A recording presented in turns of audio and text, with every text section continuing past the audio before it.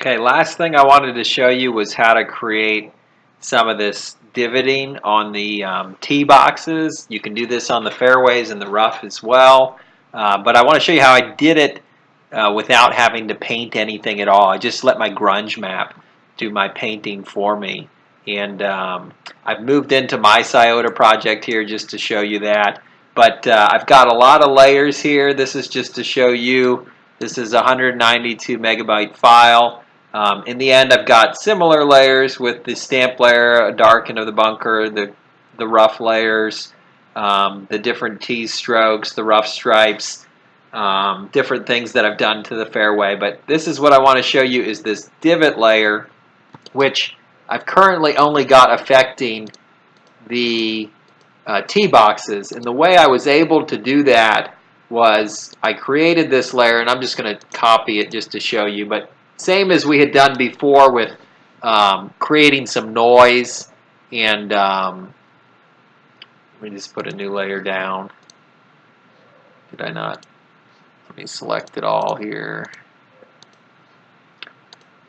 But I'm just going to put this on top of everything just so you can see it. So I just created some dirt noise, which picked different browns, and then did the cloud, and then created some noise. And what I didn't blur it, and that's because I need this smaller pixel size. So I just left that as is. So I'm going to delete that. But that was a layer that I then masked, just as we had done before. But what I did first, before finishing that mask, was I took the grunge that we had done before or previous, and let's see, I guess we'll do that real quick.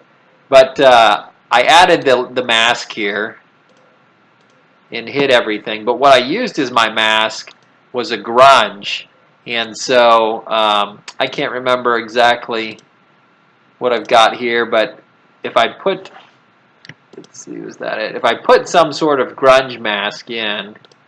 The only thing we've got to do, though, is adjust the levels on it. Something like this is not great, and so I just need it because there's not a real strong black and white difference there, and so I need a good black and white difference. And so I'm adjusting this. You can see I'm bringing the blacks up. And really, I just want these white hatches. And where it's white is where we're going to get cutouts of our bunker. And we can come back and adjust this, or bunker cutouts in our fairway or wherever we allow this to be. So anyway, we created a mask like this. But then what I did was I went to my tees, which I had selected off. So I'm just going to show you my tees on the course, my tee mask. So this is under tee stripes. I've masked off all my tees because I created all the tee stripes, and now I'm using this same mask. So if you select it, and now it's just the tee selection. If you and then select the inverse of it, so it's going to delete everything that's not on the tees. Okay, so now if that makes sense, I went into my tee mask, I picked the white in the tees, and remember, contiguous, unchecked.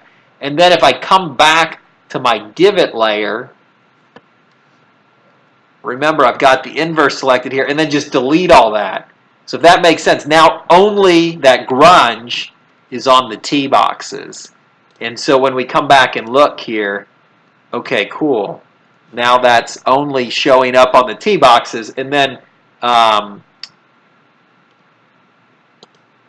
what you might want to do is actually, let's go back and deselect that. You can see how it's going off the edge of the tee boxes. If we deselect that, you're going to want to shrink it in just a little bit. So go to Select, Modify, Contract, and contract by like 2 pixels here, just so that it doesn't go over the boundaries of the tee box. It'll look a little funny. Wrong way. Make it grow. So expand by 2 pixels here, and then now I can delete it, if that makes sense. So now I'm going to hit delete, and now you see. So I didn't overdo it on that. And then you can just decrease the darkness of it.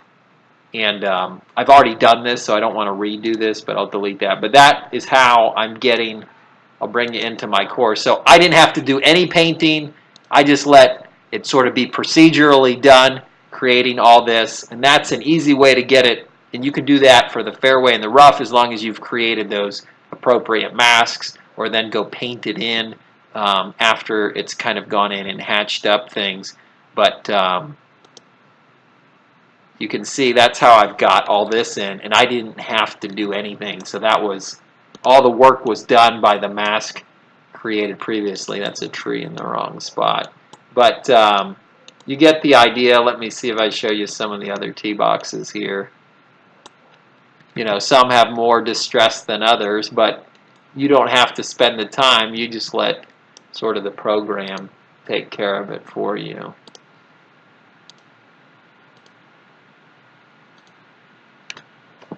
All right, enjoy.